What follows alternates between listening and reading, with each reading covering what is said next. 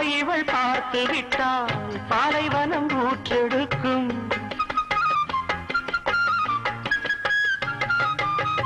கண்ணிமைகள் தான் அசைந்தால் நந்தவன காற்றடிக்கும்.